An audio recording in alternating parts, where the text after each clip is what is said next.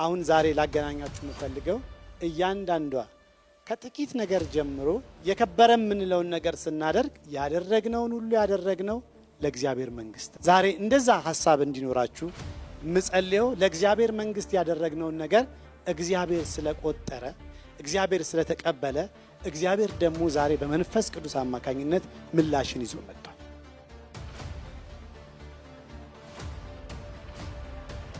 ሁለንተናዊ ስኬት በሚል እግዚአብሔር የሰጠኝን መልእክት ማቀርብላችሁ በመንፈስ ቅዱስ ሆኜ ነው ያልኩት። እግዚአብሔር የሰጠኝ መልእክት ነው። ስለዚህ ዛሬ እንደ መልእክት አለ፣ ከዛ መልእክተኛ አለ፣ መልእክት ተቀባይ አለ። ስለዚህ እነዚህ ሶስቱ ከተዋሃዱ ነገሩ በጣም ፍሬያማ ይሆናል። መልእክተኛው ወይም ደግሞ መልእክትን የሰጠን ራሱ እግዚአብሔር አባታችን ነው። እኔ ደግሞ ታዝዤ መልእክተኛው ሆኜ መጥቻለሁ። መልእክቱን የምትቀበሉ እናንተስ እንዴት ተዘጋጃችሁ? መልእክቱ የምስራች ያለው ነው። ስለዚህ ማንም ሰው እንዳያኮርፍ ልቡን ከፍቶ እንዲሰማኝ ሶስተኛ ዮሐንስ የዮሐንስ መልእክት 3ኛ ዮሐንስን ከሱ ክፍል ተነስተን እግዚአብሔር ዛሬ ተናገረኝን ነገር ለእያንዳንዳችን የሚሆነውን መልእክት አቀርባለሁ።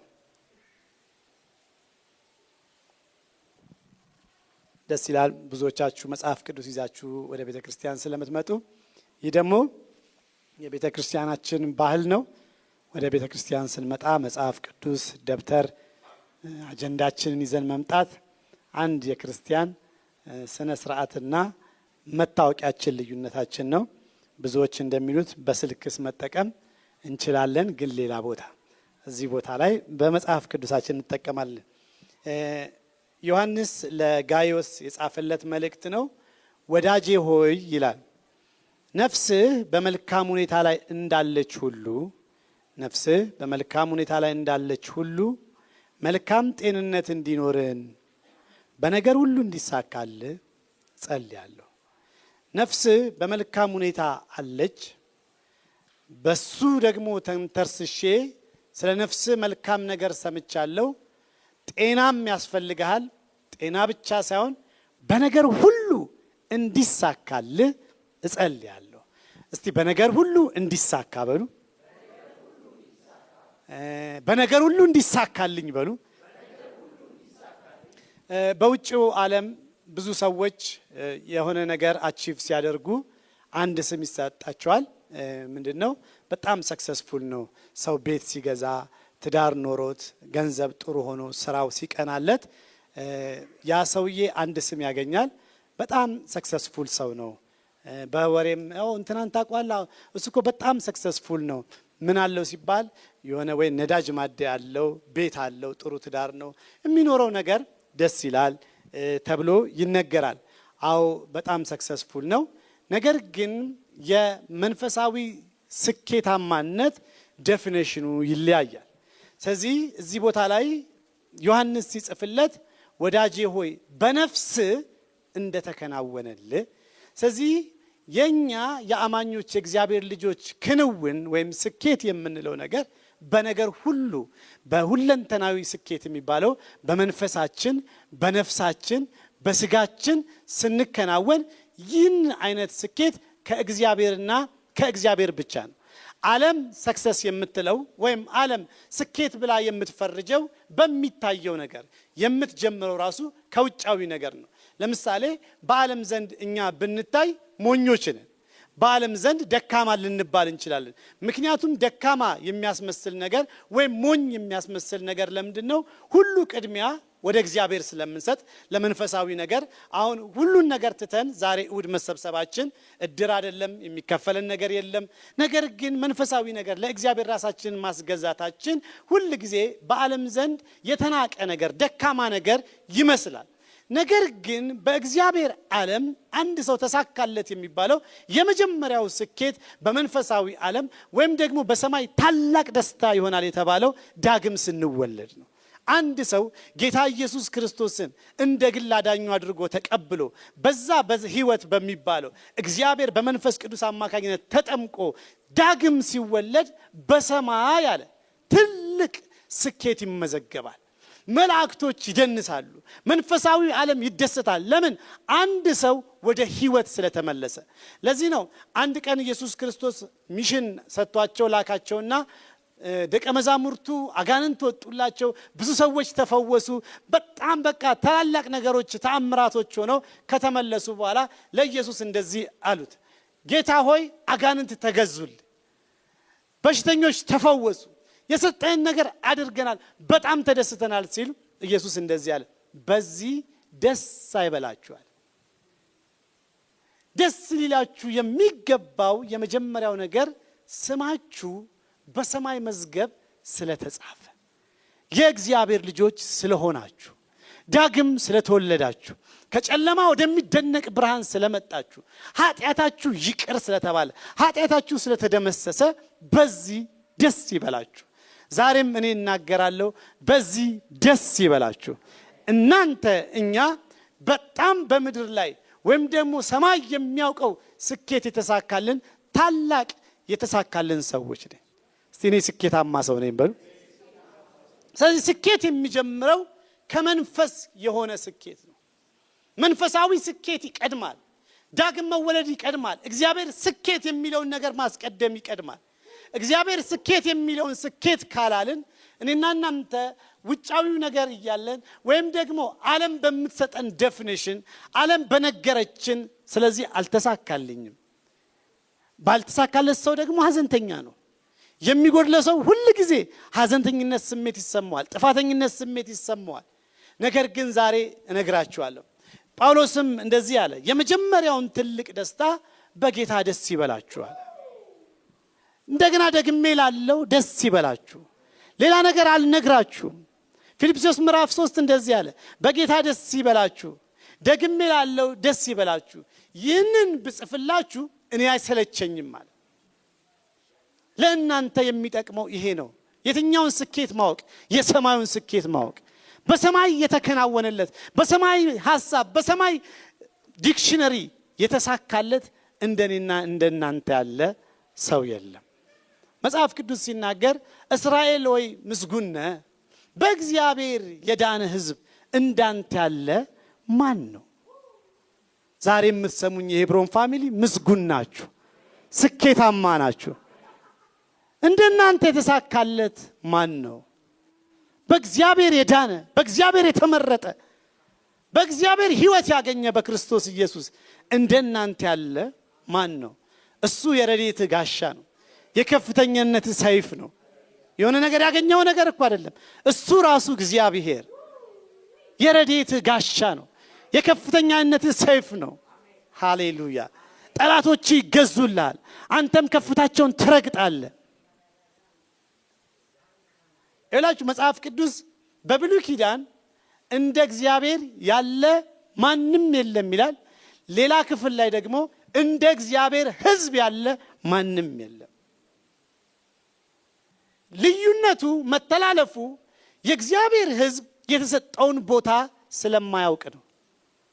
ወይም እውነተኛ ስኬትን እግዚአብሔር ስኬት የሚለውን ነገር እኔና እናንተ በትክክል ስላልተረዳ ነው። ለዚህ ነው አንድ ቀን እግዚአብሔር ወደ ያዕቆብ መጣና ያዕቆብ ሆይ እስራኤል ሆይ ለምን እንዲህ ትላለህ? ለምንስ እንዲህ ትናገራለህ? ፍርዴ ከእግዚአብሔር ተሰውራለች። በእግዚአብሔር ቸል ተብያለሁ። እግዚአብሔር ረስቶኛል። እግዚአብሔር ትቶኛል። ስለምን እንደዚህ ትላለህ? ስለምንስ እንደዚህ ትናገራለህ? ይህ የብዙዎቻችን ድካም ነው። ሁኔታን እናይና ነገሮችን እንመለከትና አንድ ነገር እንናገራለን። እግዚአብሔር ትቶኛል፣ እግዚአብሔር ረስቶኛል። ለምን? ይሄው እንትኑም የለኝም ይሄም የለኝም። አንዱን ነገር ሞክራለሁ ሊይዝላለሁ፣ የለም ሊይዝላለሁ፣ የለም። እንትና እንደዚህ ሆኑ፣ ጓደኞቼ እንደዚህ ሆኑ፣ አካባቢው የሚነግረኝ ነገር ሌላ ነው። እኔ ግን ያለሁበት ይሄ ነው። እግዚአብሔር ቢተወኝ አይደለም ወይ? ለዚህ መልስ እግዚአብሔር ይመጣና ለምን እንዲህ ትላለህ? ለምንስ እንደዚህ ትናገራላችሁ? አልሰማህምን? አላወክምን? አያችሁ፣ የያዕቆብ ችግር አለመስማት ነው። እግዚአብሔር የተናገረውን ወይም በእግዚአብሔር ልብ ውስጥ ያለውን ቦታ አለመረዳት ነው። አላወክም ወይ? እግዚአብሔር አምላክ የሰማይ የምድር ዳርቻ ፈጣሪ ነው። የሱ ማስተዋል በማንም አይመረመርም። ይልቁንም ደካማ በሆንክበት ነገር ለደካማው ብርታት ይሰጣል። ኃይል ለሌለው ኃይልን ይጨምራል። ጎበዛዝቶች ሊደክሙ፣ ሊያረጁ፣ ሊታክቱ ይችላሉ። ነገር ግን እግዚአብሔርን በማወቅ እግዚአብሔርን በመረዳት እግዚአብሔር ለእናንተ ያለውን ነገር በማሰብ በመተማመን የሚጠባበቁ ግን ኃይላቸውን ያድሳሉ። እንደ ንስር በክንፍ ይወጣሉ፣ ይሮጣሉ፣ ይሄዳሉ፣ አይደክሙም። እንዳንደክም የሚያደርገን ትልቁ በረከት በእግዚአብሔር ተጎብኝቻለሁ። እግዚአብሔር ከኔ ጋር ነው። በእርግጥ እግዚአብሔር አልጣለኝም። አይጥልም ከቶም አልተውም የተባለው ለማን ነው? ስለ እኔ ነው። እግዚአብሔር የመጀመሪያ እንዳልጣለኝ የሚያሳየው ልጁ ኢየሱስን ስለሰጠኝ ነው። ስለዚህ የሁሉ ማግሮምረም ከየት መጣ? ይሄ ሁሉ ያልተሳካለት ሰው ፊሊንግ ስሜት ከየት አገኘ ነው? እሱን ካለማወቅ ነው። አላወቅም ወይ? ዛሬ ግን አውቃለሁ። ዛሬ ግን እረዳለሁ። እኔ የተሳካልኝ ሰው ነኝ። እግዚአብሔር ስኬታማ የሚለው መንፈሳዊውን ነገር ያስቀደሙ ሰዎችን፣ በመንፈስ ሙሉ የሆኑ ሰዎች። ኢየሱስ መጣና የተራቡ በመንፈስ የተራቡ ብፁዓን ናቸው ምን ያደርጋሉ? ይጠግባሉ አለ። ሃሌሉያ። ለዛ ሴት ደግሞ መጣና አይዞሽ አለ። አሁን አንቺ የምትጠጪው ውሃ ደግመሽ ትጠሚያለሽ። እኔ ከምሰጠው ውሃ ግን የሚጠጣ እሱ ለዘላለም አይጠማም። ይህ ውሃ ምን ይባላል መሰላችሁ? የሕይወት ውሃ። ኢየሱስ በሌላ ክፍል ሲናገር ጮክ ብሎ አንድ ነገር ተናገረ። የሕይወት ወንዝ ከሆዳችሁ እንደሚፈልቅ አይደል? ስለ መንፈስ ቅዱስ ሲናገር። ስለዚህ እኔ የተሳካልኝ ሰው ነኝ። ምን አግኝተሃል? ኢየሱስን። እናንተ የተሳካላችሁ ሰዎች ናቸው። በጣም ሰክሰስፉል ሰዎች ናቸው። ለዚህ ነው እግዚአብሔር እናንተን ሲያይ ሁሉን ነገር ስለጨረሰ የተሳካችሁ ናችሁ። ስለዚህ ዛሬ ከዓለም አስተሳሰብ እንውጣ። ዓለም ናት እንዳልተሳካልን የነገረች። የዓለምን ውሸት ስላመንን ነው። ዓለም ወይም ሰይጣን አካባቢ የነገረንን ነገር የዋሸንን ነገር ስላመንን እንዳልተሳካለት እናያለን። ግን ዮሐንስ በነፍስ እንደተሳካለ ስኬትን ከውስጡ ነው የጀመረው።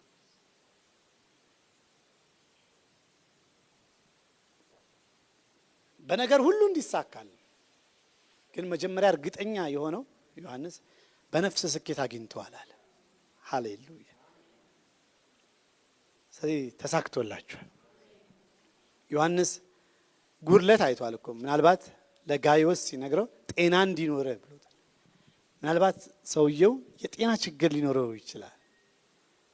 በአንዳንድ ነገሮች ላይ ደግሞ አቺቭ ያላደረጋቸው ነገሮች ይኖራል። ግን በነፍስ ተሳክቶልሃል። መጀመሪያ ፖዚሽናሊ አንተ የተባረክነ ሁሉን ነገር ጨርሰሃል። ወደሚቀጥለው ግን እንሻገራለን። ጤናም እንዲኖርህ፣ ከዛስ በነገር ሁሉ እንዲሳካልህ፣ ሁለንተናዊ ስኬት እንዲኖርህ የእግዚአብሔር ፈቃድ ነው። ዛሬ እርግጠኞች እንድትሆኑ የምፈልገው በእግዚአብሔር የተወደደ፣ በእግዚአብሔር የተሳካለት፣ በልጁ በኢየሱስ ክርስቶስ የጸደቀ መልካም፣ በእግዚአብሔር ፊት መቆም የሚችል የጽድቅን ልብስ የለበሰ ማንነት ያላችሁ በጣም ሰክሰስፉል ሰዎች እንደሆንን እናስብ ዘንድ ቤተክርስቲያን በዚህ ክብር፣ ቤተክርስቲያን በዚህ መረዳት ትቆም ዘንድ እግዚአብሔር ይፈልጋል። በነፍስ እንዲከናወንል እንደተከናወነል መንፈሳዊ ነገር ላይ ፖዚሽናሊ ሁሉን ነገር እንዲያዝግ በእግዚአብሔር እንደተባረከ ብሩክ እንደሆነ ሰው እሱን ከያዝክ ቀጥሎ ያለው ነገር በጣም ቀላል ነው። ቀጥሎ ያለውን ነገር እንመለከታለን። ጤና እንዲኖርህና በነገር ሁሉ እንዲሳካልህ። ስለዚህ መጀመሪያ ተሳክቶልናል። ስኬታችን የክርስቲያን ስኬት ዳግም መወለድ ነው። ከዚህ ውጪ ስኬት የለም። በዓለም ላይ እግዚአብሔር ተሳካለት የሚለው ወይም ደግሞ የእግዚአብሔር ስኬት ራሱ እኔና እናንተ ነን አይደል? እግዚአብሔር ሰው ከወደቀ በኋላ ተመልሶ በክርስቶስ ኢየሱስ ያደሰው እንደገና ዳግም የወለደው ሰው እኔና እናንተ ነን። ስለዚህ የእግዚአብሔር ፕሮጀክት ሁሉ ስኬትን ያገኘው በኢየሱስ ክርስቶስ እኛን አይቶ ነው። ስለዚህ ዓለምን በልጁ ለማዳን አይደለ? ስለዚህ ከዓለም አንዱ እኔ ድኛለሁ፣ በልጁ የዳንኩት ስኬታማ ሰው ነኝ። ስለዚህ እንደዚህ የተሳካልን ሰዎች ይህንን ዛሬ ያልኳችሁን ከዚህ ቀጥሎ የማቀርበውን መልእክት ባለፈው ካናዳ ሆኜ ለኒው ይር እኔም እንጸልይ ነበር። የኢትዮጵያ ኒው ይር ከመሆኑ በፊት 1-2 ቀን እየጸለይኩኝ ስለ ቤተ ክርስቲያን እጸልይ ነበር።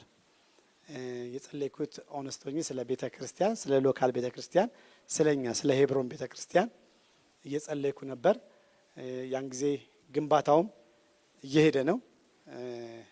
ስለ አጠቃላይ እየጸለይኩኝ እያለ እግዚአብሔር ዛሬ የማካፍላችሁን መልእክት ሰጠኝ። ያ መልእክት ምንድነው? እግዚአብሔር ሕዝቤን አበለጽጋለሁ የሚል ነበር። አንዳንዶቻችሁ ሕዝብ እሺ እናንተን አበለጽጋለሁ፣ ሄብሮንን አበለጽጋለሁ። ይህ የእግዚአብሔር መልእክት ነው እና እጸልይ ነበር። ከዛ እግዚአብሔር ፕሮቫይድ እንዲያደርገን ከዛ ይህንን መልእክት ተቀብዬ ቁጭ ብዬ እያሰብኩኝ እዚህ መካከል መቼም የሄብሮን ፋሚሊ ሆኖ በዚህ በግንባታው በዚህ ፕሮጀክት ያልተሳተፈ ሰው የለም። ሁላችንም ተሳትፈናል፣ ያለንን ነገር ሰጥተናል። የሰጠነው ግን የሆነ ቅድም እንዳልኳችሁ የሆነ መዋጮ አይደለም የሰጠነው፣ ኮንትሪቢዩሽን የሆነች ነገር አዋተን ሳይሆን ዘርን የዘራ ነው። መንፈሳዊ ዓለም ዘርን የዘራ ነው እና አንደኛ ዜና ምዕራፍ 29 እሱ መልእክት ብዙ ጊዜ በቤተ ክርስቲያን እናነበዋለን፣ ግን ዛሬ እንደ መልእክት እሱን ላንብብላችሁ ከኛ ቤተ ክርስቲያን ጋር ስለሚሄድ ማለት ነው። አንደኛ ዜና ምዕራፍ 29 ዛሬ የምንጸልየው በዚህ ነው። ዛሬ ለሄብሮን ታሪካዊ ቀን ነው።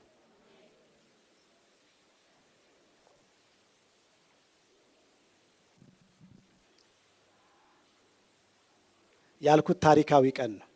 ይመዘገባል። አሜን። ይመዘገባል። እግዚአብሔር የተናገረበት እግዚአብሔር ፕላኑን ሐሳቡን የሚፈጽምበት ቀን ነውና ምናልባት ዛሬ ገና የመጣችሁ ትንሽ የቤተ ክርስቲያን ታሪካችንን ትንሽ ወደ ኋላ ሄድ ብዬ ልናገር። ለረጅም ዘመናት በኪራይ ነበር የምንኖረው እንደ ቤተ ክርስቲያን ማለት ነው እና ተከራይተን ነው። ድሮ ዛሬ ከ16 ከ17 ዓመት በፊት ሄብሮን ሳሪስ በነበረችበት ወቅት ላይ በወር በአንድ ፕሮግራም 1000 ብር የምንከፍልበት ጊዜ ነበር እና በወር 4000 ብር ማለት ነው እና 4000 ብር በጣም ቢግ ዲል ነበር። ያዛን ጊዜ ትዝ ይለኛል ጫማችንን ሸጠን እናውቃለን። ጫማ ያን የሚሸጠው አዲስ ከውጭ ሲላክልን ስንሸጠው 300 400 ብር ነው። 2 ጫማ 600 ከዛ እየተጨመረበት እንደዛ አይነት ነገር አሳልፈን ነበር። ችግራችንን ልናሳያችሁ ሳይሆን መሰጠታችንን እንድታዩ ነው። ከዛ ብቻ ነገሩ እያሄደ ከዛ 36000 ብር የምንከፍልበት ጊዜ መጣ። እንደዚህ እየጨመረ መጣና የዛሬ ከ15 ዓመት በፊት ሳሪስ እያለን ፓስተር ሮን አንድ ጸሎት አጸለየን። ብዙዎቻችሁ ያላችሁ ትዝ ይላችኋል። በማል በየእንትኑ የሚናገር ነበር። እስቲ እንጸልያለን ስለ ቦታ መግዛት። ያን ጊዜ ቦታ መግዛት እንደዚህ የራስ ፕሮፐርቲ መኖር በቤተ ክርስቲያን ምናምን በጣም ቢግ ዲል ነው። እኛ ደግሞ ሳሪስ አካባቢ ነው ያለን፣ በቁጥርም ትንሽ ነን። ከዛ ባዶ መሬት አለ ፓስተር ቦሌ መሀል ላይ መሬት፣ ስለዚህ እንጸልያለን። በዛን ጊዜ ሞኝነት ይመስላል። ጸለይን አጸለይን። ከዚህ በኋላ በቃ መሬት ነው ቦታ ግን አለ የምንገዛው በነፃ ነው። እግዚአብሔር ይመስገን። ከ15 እና ከ16 ዓመት በኋላ እግዚአብሔር ጊዜውን ቆጥሮ ቦሌ ላይ እንደተባለው በነፃ ያልኳችሁ በምንድን ነው? ገዝተናል። ቦታ የገዛ ነው ግን በነፃ ነው። መጽሐፍ ቅዱስም ኢሳይያስ 55 ላይ ሲናገር እናንተ ምግብ የምትበሉ መብላት የምትፈልጉ ኑ ያለ ዋጋ በነፃ ግዙ ይላል። ያ ነፃ ማለት የእግዚአብሔር ጸጋ የእግዚአብሔር ችሎታ ማለት ነው። ስለዚህ እግዚአብሔር በጸጋው ይህንን የሚያክል ቦታ ሰጠን። ከዛ እንደዚህ ሆኖ ልክ ቦታውን ስናገኝ ወደዚህ ለመግባት አሁንም ቦሌ በኪራይ ውስጥ ነበርን። ፓስተራችን መጀመሪያ መጣና እንግዲህ እምሰዋው አንድ ነገር ነው መኪናውን አለና እሱ መኪናውን ሰጠ። ከዛ በኋላ አንዳንዶቻችን ወርቅ የጋብቻ ያንገት፣ እኔ ደግሞ አይፓድ ነበር አይፓድ እሱን ብቻ ሰው ያለውን ሁሉ ነገር መስጠት ጀመረ። እሱ ወደ ገንዘብ ተቀይሮ ለመጀመሪያ ጊዜ እዚህ ጋር ትልቅ ጉድጓድ ነበር።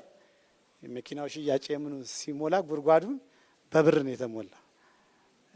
እግዚአብሔር ግን ከዛ ቀን ጀምሮ አንድ ስንጸልይ ቤቱ አይቋረጥም ማለት አይታችኋል አይደል? እያንዳንዱ የዛሬ ስንት ወር በድንኳን ነበርንና ይሄ ፕሮጀክት እያለ እኔ ሁሌ ማስታወቂያ ትዝ ይላችኋል አይደል? በእኔ በቀኝ በእናንተ በግራ አዳራሽ እንሰራለን ማለት ጀመርን።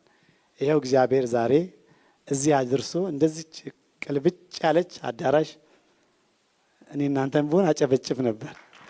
አያምርም? እና ይሄ የተሰራው እያንዳንዳችን ሳክሪፋይ ባደረግነው ባለን ነገር ለእግዚአብሔር መንግስት ለእግዚአብሔር ስራ በሰጠነው ነገር ነው። ሁሉን ስናደርግ የማይሆን ይመስለናል። ግን አሁን ዛሬ ላገናኛችሁ የምፈልገው እያንዳንዷ ከጥቂት ነገር ጀምሮ መኪናችን በሸጥ ሁሉ ነገር ለእኛ የከበረ የምንለውን ነገር ስናደርግ ያደረግነውን ሁሉ ያደረግነው ለእግዚአብሔር መንግስት ነው። ዛሬ እንደዛ ሐሳብ እንዲኖራችሁ ምጸልየው ለእግዚአብሔር መንግስት ያደረግነውን ነገር እግዚአብሔር ስለቆጠረ እግዚአብሔር ስለተቀበለ እግዚአብሔር ደግሞ ዛሬ በመንፈስ ቅዱስ አማካኝነት ምላሽን ይዞ መጥቷል። አሜን። ስለዚህ በልባችን በደንብ ኤክስፔክት እናደርጋለን። ለምን እንደምንባረክም ትንሽ እንነጋገርና ሰፊ የጸሎት ጊዜ ይኖረናል። እግዚአብሔር ህዝቡን ያበለጽጋል። እግዚአብሔር ለምንም እንደሚያበለጽገን እንመለከታለን። ግን ይሄ ነገር በመጽሐፍ ቅዱሳችን በአንደኛ ዜና ምዕራፍ 29 እኛ ያደረግነውን ነገር አባቶች አድርገዋል። ከቁጥር 1 ጀምሮ ላንብበው፣ ክፍሉን በደንብ ተከታተሉኝ። ከዚያም ንጉሥ ዳዊት ለመላው ጉባኤ እንዲህ አለ፣ እግዚአብሔር የመረጠው ልጄ ሰለሞን ገና ወጣትና ልምድ የሌለው ነው። ይህ ታላቅ ሕንፃ የሚሰራው ለሰው ሳይሆን ለእግዚአብሔር አምላክ በመሆኑ ስራው ከባድ ነው። ከባድ ያለው ስለ ቫልዩ ነው። ይሄ በቀላሉ ዝም ብለን የምናደርገው አይደለም። ዳዊት በዛ ሰዓት የእግዚአብሔርን መቅደስ ሊሰራ ተነሳ። ከዛ እግዚአብሔር እንደዚህ ያለው፣ ቅናት ጥሩ ነው፣ አንተ ላይ ግን ደም እጅ ላይ ስላለ በአንተ አይሰራም፣ በልጅ ነው ተባለ። ስለዚህ እግዚአብሔር የምንሰራው ስራ ለራሳችን አይደለም፣ ለሆነ ለኢንተርቴንመንት አይደለም፣ ከሆነ ቦታ ላይ ለመከለል አይደለም። እዚህ ቦታ ላይ የሚሰራው ስራ የእግዚአብሔር የመንግስቱ ስራ ነው። ለዚህ ነው የሚሰራው ልጄ ሰለሞን በእድሜ ልጅ ነው አለ። ስለዚህ ነገሩ ግን የሚሰራው ቫልዩ ያለው ነገር ትልቅ በእግዚአብሔር ቤት አሴት ያለው ነገር ነው። የእግዚአብሔር ሕዝብ የሚሰበሰብበት ነው። ይሄም ቦታ የሆነ አዳራሽ አይደለም የሰራ ነው። የእግዚአብሔር ሕዝብ የሚሰበሰብበት ማለት በዓለም የከበሩ ቅድም እንዳልኳችሁ እግዚአብሔር ቫልዩ የሚያደርገው መጽሐፍ ቅዱስ ሲናገር የእግዚአብሔር ዓይኖች ወደ ጻድቃን ናቸው፣ ጆሮዎቹም የነሱን ጩኸት ለመስማት የተከፈቱ ናቸው። የኔና እናንተ መሰባሰባችን የእግዚአብሔር የአባታችንን አቴንሽን የሳበ ጉባኤ ነው።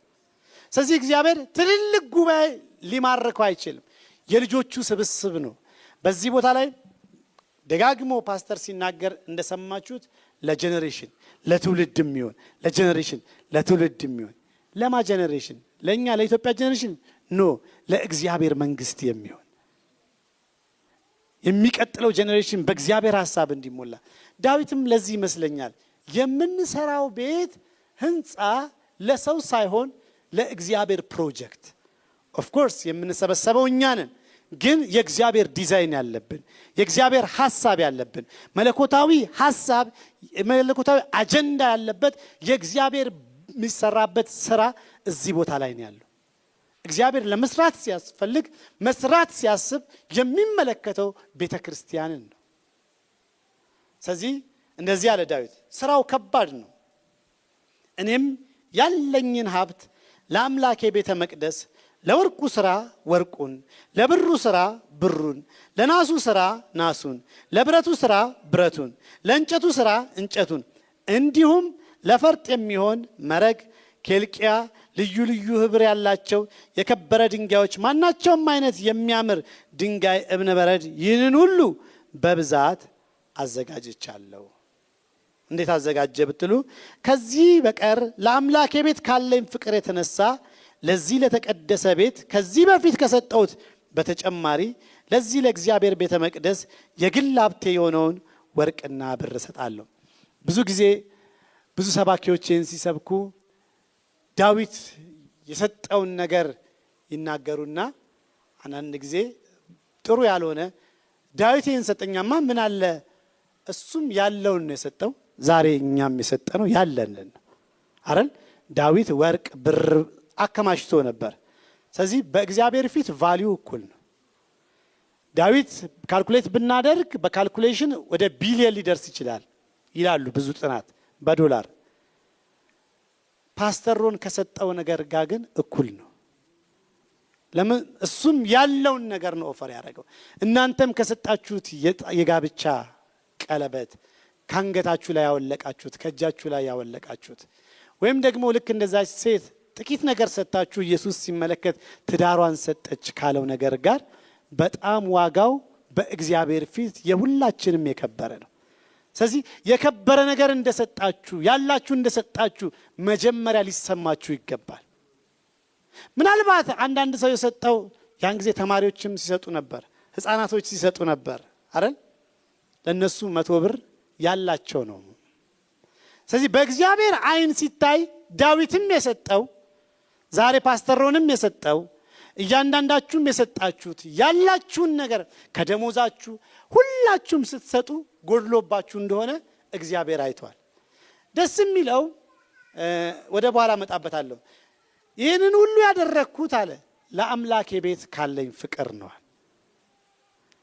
የሚቀጥለው ትውልድ የሚሰራውን ነገር ስለተመለከትኩ እግዚአብሔር በኔ ስጦታ እንዲከብር ስለፈለኩ ይህንን ያደረግኩት ዛሬ እኔ እንደሰበኩለት ዳዊት የአብዲ ሰብክልኛል ብሎ ሳይሆን ለአምላኩ ቤት ካለው ፍቅር ነው።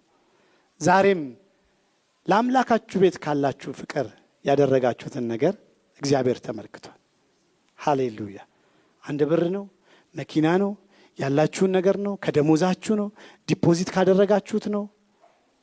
ብዙ ሰው ለሆነ ነገር ልከፍል ያጠራቀምኩትን ብሎ ያመጡም ሰዎች አሉ። እግዚአብሔር ያን ነገር ተመልክቷል። ስለዚህ ዛሬ እንጸልያለን። እኛ እንኳን ታማኞች ሆነን ካደረግን እግዚአብሔር ታማኝ ሆኖ ይመልሳል።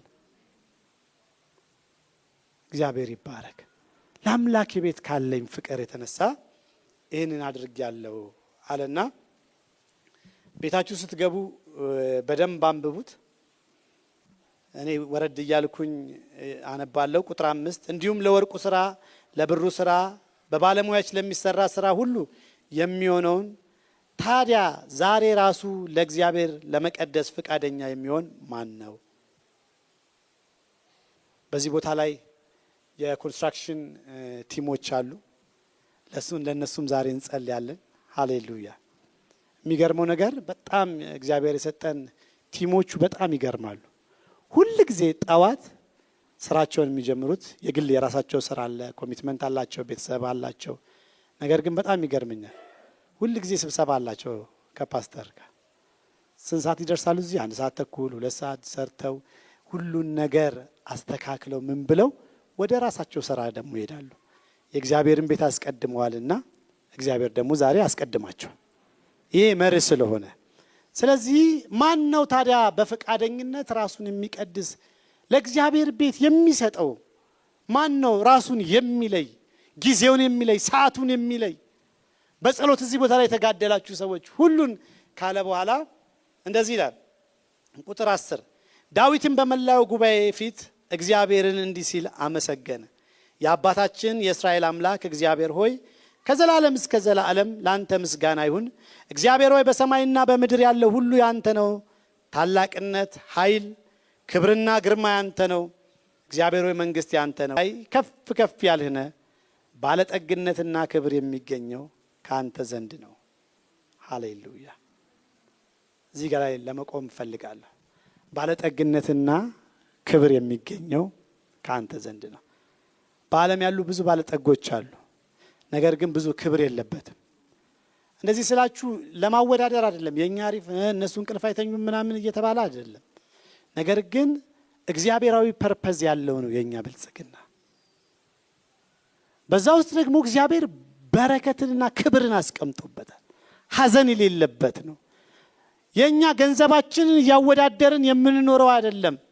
እኔ ምንድነው ዓለም ባለጸጋ የምትለውን ነገር ትተን እግዚአብሔር ባለጸጋ የሚለውን ባለጸግነትና ክብር የሚገኘው ከአንተ ዘንድ ነው። ዛሬ ሁላችሁ በደንብ ሕዝቤን አበለጽጋለሁ አይደል ያለው እግዚአብሔር። ባለጸግነትና ክብር የሚገኘው ከአንተ ዘንድ ነው።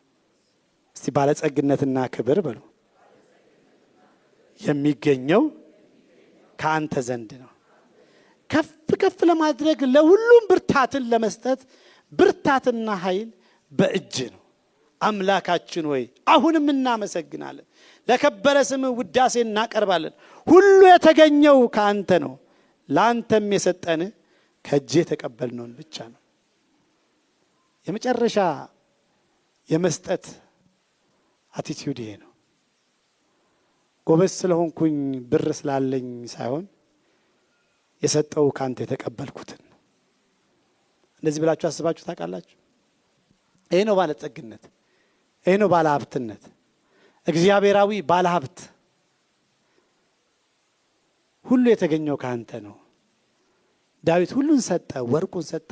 ከዛ ሊያጨበጭቡለት ሲል ኖ ብዙ ክብር እኔ አልፈልግም አለ። ለምን? ለእግዚአብሔር ቤት የሰጠሁት ከሱ የተቀበልኩት።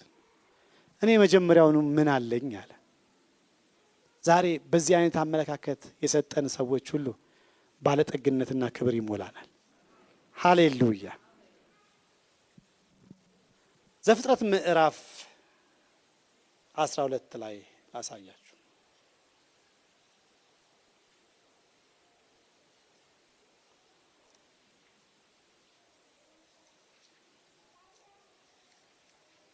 ለምንድን ነው የምንበለጽገው የሚለው ነገር ደግሞ ትንሽ ላሳያችሁ።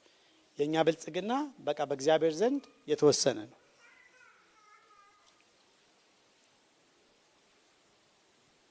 አሁን የእግዚአብሔርን ሐሳብ እየነገርኳችሁ ስለሆነ ልባችሁ በደንብ ይዘጋጅ። በደንብ መበልጸግ አለብን አይደል? አንዳንድ ሰዎች እንደሚሉት ለምሳሌ በቃ ምንድነው ብር ምናምን ከሱ ሐሳብ ኮምፕሊትሊ መውጣት አለብን። እኔ አሁን ስለ ብልጽግና የምናገረው ስለምንበላውና ስለምንጠጣው አይደለም። በቃ መብላት መጠጣት ጥሩ ኑሮ ለመኖር አይደለም። እግዚአብሔራዊ ነገር እሱ አይደለም። እግዚአብሔር አለ ለአብርሃም ዘፍጥረት ምዕራፍ 12 ከቁጥር 1 ጀምሮ እግዚአብሔር አብርሃምን እንዲህ አለው፣ አገርን፣ ወገንን፣ የአባትን ቤት ትተህ እኔ ወደማሳይ ምድር ሂድ። ታላቅ ሕዝብ አደርግሃለሁ፣ ደግሞም እባርክሃለሁ፣ ስምን ገናና አደርገዋለሁ፣ ለሌሎች በረከት ትሆናለህ። እስቲ ለሌሎች በረከት እሆናለሁ በሉ። ለሌሎች በረከት እሆናለሁ በሉ። አያችሁ፣ አሁን እኛ ብልጽግና ምናምን ስናስብ ትልቁ ነገር የምናስበው መኪና፣ ቤት ምናምን ገዛዝተን ጥሩ ኑሮ፣ ስራ እንትን አንቱ የተባለ ነገር ሳይሆን እግዚአብሔራዊ ሐሳብ ለሌሎች በረከት እሆናለሁ። የኔና የናንተ ገንዘብ ሌሎችን ማበልጸግ አለበት። የኔና የናንተ ያለን ሀብት ታላቅነታችን መታየት አለበት። ታላቅ ሕዝብ አደርግሃለሁ፣ ስምን ገናና አደርገዋለሁ። ይህ የእግዚአብሔር በረከት ነው። ገናና የሆነ ሰውዬ እኮ ስሙ የገነነ ሰው እሱ ሲናገርና አንዳንድ ሰው ሲናገር እኩል አይደለም አይደል? ለምን? ኢንፍሉዌንሱ ከባድ ነው።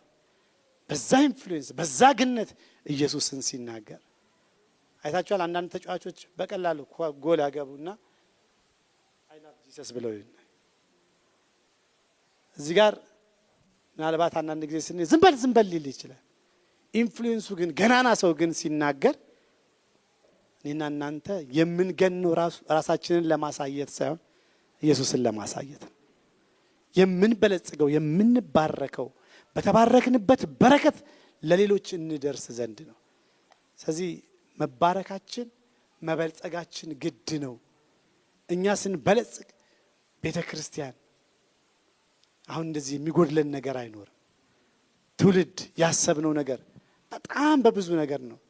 ስለዚህ ለመበልጸግ ፈቃደኞች ናችሁ ወይ? እግዚአብሔር በፈቃድ ነው። ስለዚህ አይናችሁን ላበራን የመጣሁት ዛሬ ስለ ጉድለታችን እንዲሞላ የምንጸልይበት ጊዜ አለ። ዛሬ ግን ጉድለት እንዲሞላ አይደለም፣ ለሌሎች በረከት የሚያደርገን ባለጸጋ የሚያስበው እንደዛ ነው አይደል? በምድር ያለ አሁን ባለጸጋ ምንም ስለኖረ ስለምንም ትናንትና አንድ ቦታ ላይ ቁጭ ብለን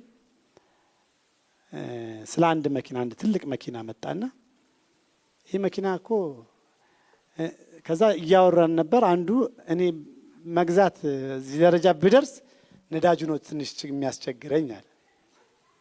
እዛ ደረጃ ስትደርስ ስለ ነዳጅ አታስብ። አያችሁ፣ አሁን አመለካከታችን ሜንታሊቲያችን የድህነት ከሆነ ትልቅ የ40 ሚሊዮን እና የ50 ሚሊዮን እያሰብን ስለ ነዳጅ እናስባል። ግን እዛ ውስጥ ያለ ሰውስ ነዳጅ ገባ አልገባ ልክ እንደዚሁ ነው። የእግዚአብሔር ነገር በሙላት እኛ ውስጥ ሲኖር ስለምንበላውና ስለምንጠጣው አይደለም፣ ስለምንነዳው አይደለም፣ ለትውልድ ስለምንደርሰው ነገር ነው። በዚህ አመለካከት ሆነን በደንብ በበረከት መጥለቅለቅ አለብን። ለሌሎች በረከት መሆን አለብን። እኔ እያለሁ ማለት አለብን። እግዚአብሔር በረዳን መጠን እንግዲህ በያዕቆብ 1:27 የምናመግበው ሰው አለ አይደል? አሁን ስንት ነው? 84 ሰዎች እንመግባለን። ይሄ ሁሉ ባለጸጋ ግን ኢትዮጵያን ማሳረፍ አለበት።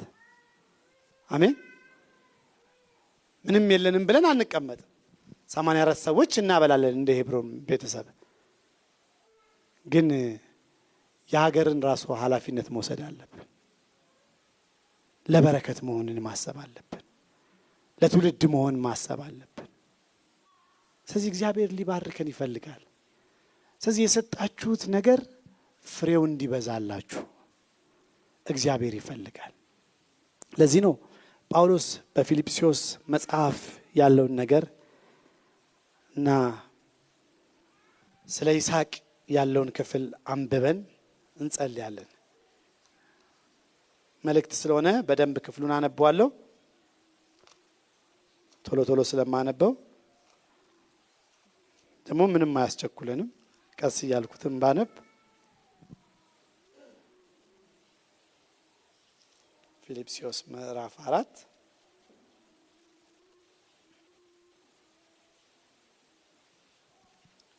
ከቁጥር 10 ጀምሮ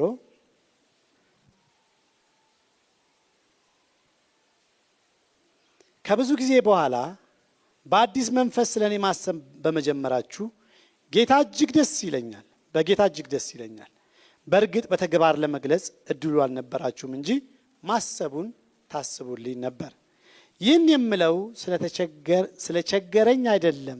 ምክንያቱም በማንኛውም ሁኔታ ውስጥ ያለኝ ይበቃኛል ማለትን ማጣትን አውቃለሁ፣ ማግኘትን አውቃለሁ። ብጠግብ ሆነ ብራብ፣ ባገኝ ሆነ ባጣ፣ በማንኛውም ሆነ በየትኛውም ሁኔታ ላይ ያለኝ ይበቃኛል የማለትን ምስጢር ተምሬአለሁ። ኃይልን በሚሰጠኝ በክርስቶስ ሁሉም ማድረግ እችላለሁ። ስለ ፐርሰናል ነገሩ ሲያወራልን ምን አለ መሰላችሁ? መጥገብንም አውቃለሁ ማጣትንም አውቃለሁ፣ ከኔ ጋር አይያዝም አለ አይደል? እኔ ለምኖረው ኑሮ ያለኝ ይበቃኛል። አሁንም እግዚአብሔር ያበለጽገናል ስላችሁ ቶሎ ብላችሁ ለልጄ ለእንትኑ ብላችሁ እንዳታስቡ።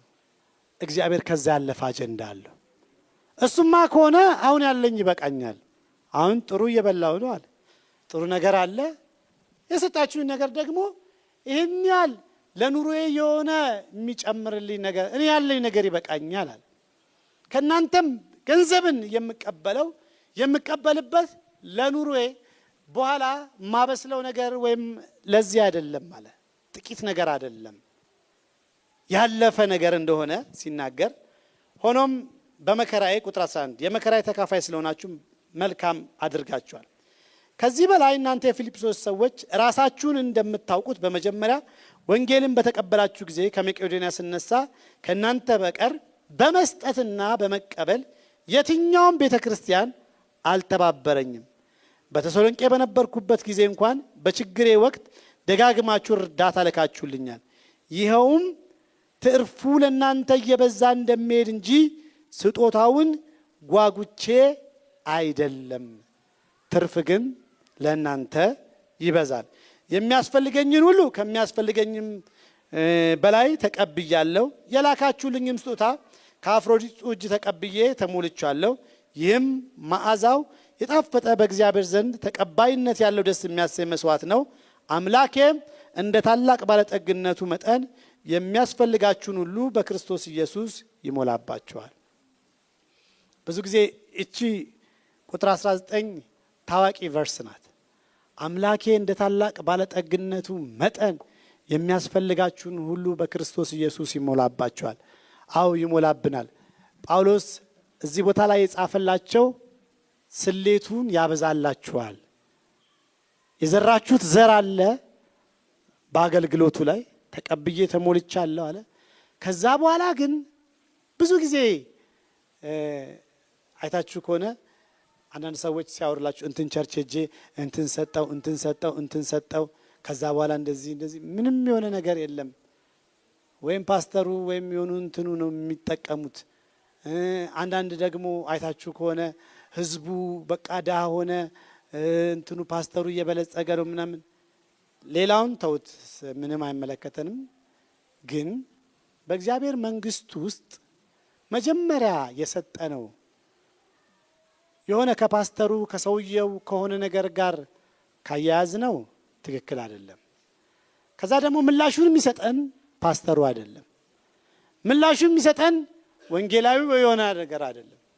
አሁን ይህን ቤት ለማሰራት በቃ ቤተ ክርስቲያን ወደፊት አጠራቅማ ወይም ሀብት በገንዘብ አሰባስባ ባለፈው አንተ ወርቅ ሰጥተህ ነበር አትልም። ተቀብያለሁ አለ።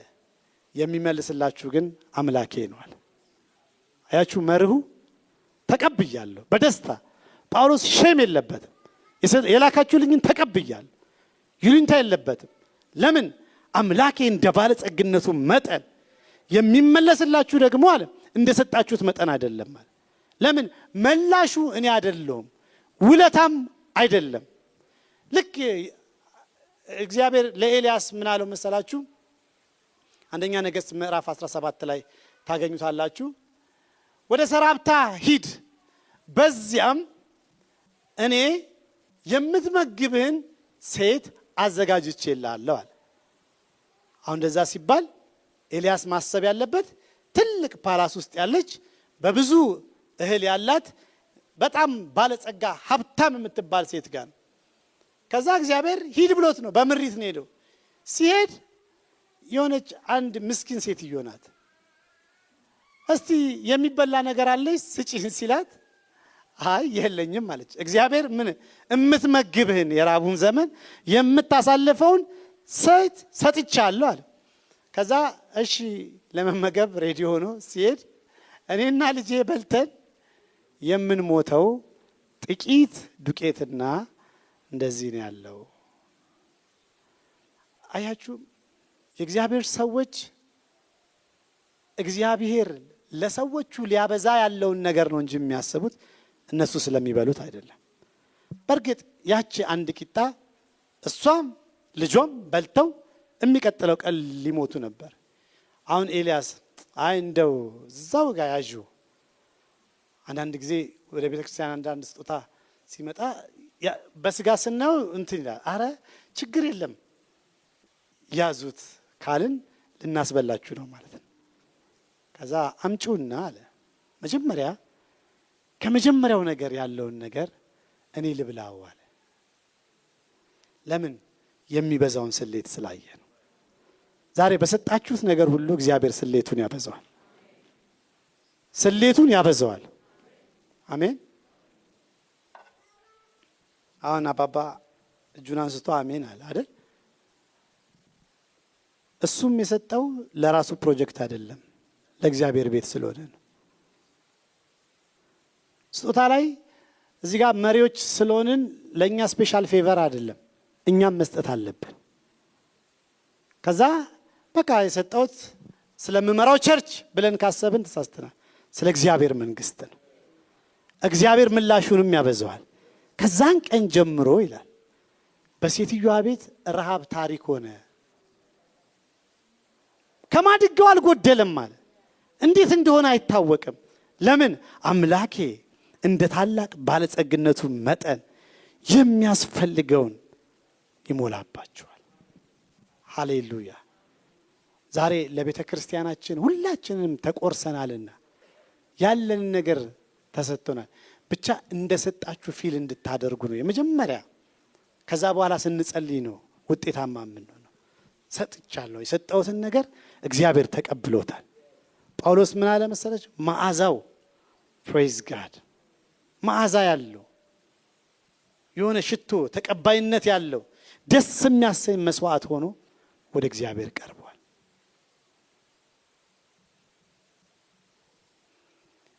የመጨረሻውን ክፍል ላንብብላችሁ። ዘፍጥረት ምዕራፍ 26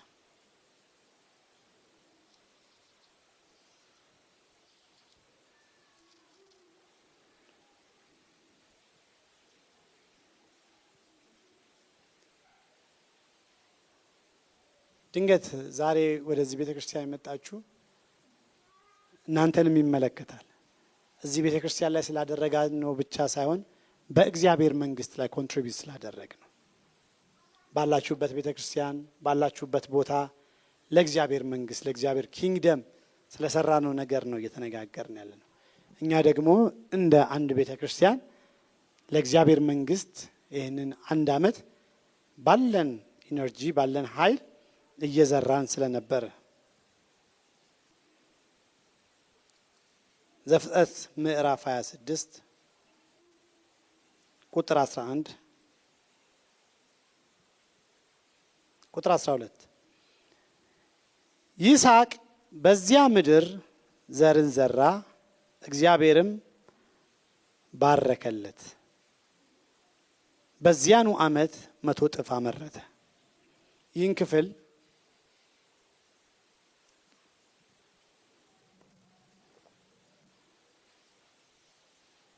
ከላይ ጀምራችሁ ስታነቡ እንደዚህ የሚል ክፍል አለ። በይስሐቅ ዘመን በአባቶቹ ዘመን ወይም በአባቱ በአብርሃም ዘመን ከነበረው ረሃብ የከፋ ረሃብ ወደ ይስሐቅ መጣ። አሁን በደንብ ስሙኝ። የከፋ ረሃብ በአባቱ ዘመን ረሃብ ነበር። አሁን ደግሞ የከፋ ረሃብ ሆነ። ይስሐቅም ወደ ግብፅ ወደ ሌላ ከተማ ሊሸሽ ሬዲ ሆነ። እግዚአብሔር መጣና እንዳሸሽ አለው። ለምን ሲል ይባርካለሁ አለ። አሁን ያለንባት ዓለም እንደዚህ ሆናለች አይደል? የሸሽተ የት ታመልጣል? አብሶ የትናንትና ዜና ሰምታችኋል። በጣም ጸጥ ያለች ፒስፉል ከተማ የምንላት ዱባይ፣ እሷ ላይም ቦምብ መዝነብ ጀመረ። ድሮ አሜሪካ ነበር። በቃ አሜሪካ ፓስፖርት ያለው ሰው በጣም እንትን ይል ነበር። የሆነ ነገር ሲባል እኔ ቲኬቴን ቆርጬ ይለን ነበር። አሁን ችግርን በረራ አታመልጠውም። ጭራሽ በረራም እየተከለከለ ነው። ልክ ይስሐቅ እንደዚህ ነው ያደረገው። ችግርን ሸሽቶ ሊያመልጠው ካለበት ምድር ተነስቶ ወደ ሌላ ምድር ሄዶ ችግርን ሊሸሽ ሲል ችግርን በአውሮፕላን አናመልጠውም፣ በምንም አታመልጠውም። አሁን ደግሞ ዓለም ራሷ የምንመካባቸው አገሮች የምንመካበት ከተማ፣ ከዛ አሜሪካም ደግሞ የሆነ ቀን ተነስታ ውጡ አለች። ስለዚህ ድሮ ወስዳለሁ አይዞ እያለ የሚልን አጎታችን አሁን ለሱም ሪስክ ነው። አንተም ትሄዳለህ እየተባለ እግዚአብሔር ይመስገን። የእግዚአብሔር ስም የጸና ግንብ ነው። ጻድቅ ወደሱ ሮጦ ሃሌሉያ። ስለዚህ እግዚአብሔር ለይስሐቅ እንዳትሸሻሉ፣ ዛሬ ለይስሐቅ አይደለም ለዚህ ጉባኤ መልእክት አለኝ። አትሽሹ። እዚሁን እንሁን እያልኩ ያለሁት ፕላን ያላችሁ ሰዎች አይደለም፣ ግን ችግርን ለማምለጥ ችግርን ለመሸሽ በቃ ደምንም ሰርቼ 5 ሚሊዮንም ከፍዬ ቁብም ይዤ እንትን ሀገር እሄዳለሁ ለምትሉ ሰዎች እግዚአብሔር እንደዚህ አለ፣ የትም እንዳትሄዳለሁ። ለምን ሲል እኔ ባርካለሁ። እዚህ ቦታ ላይ እግዚአብሔር እባርካለሁ ነው ያለው። ይስሐቅ ግን በጣም ዋይዝ ነው። እባርካለሁ የሚለውን ድምፁ ቁጭ አላለም። በዚያው ምድር ላይ የትኛው ምድር? ደረቅ ምድር፣ ምንም ነገር ሪስፖንድ በማያደርገው በዛው ምድር ላይ ዘርን ዘራ። እግዚአብሔርም ባረከለት። በዚያው ዓመት 100 እጥፍ አመረተ።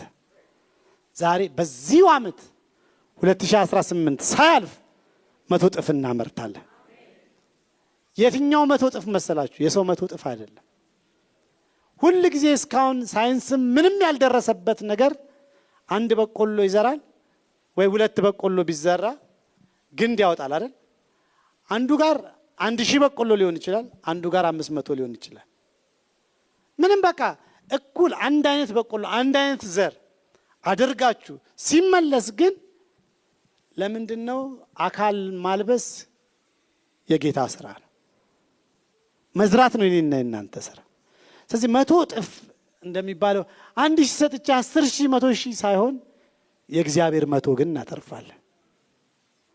በዛው ዓመት ይስሐቅ 100 እጥፍ አመረተ። እግዚአብሔር እንደተናገረኝ በዚሁ ዓመት ምርታማ ትሆናላችሁ።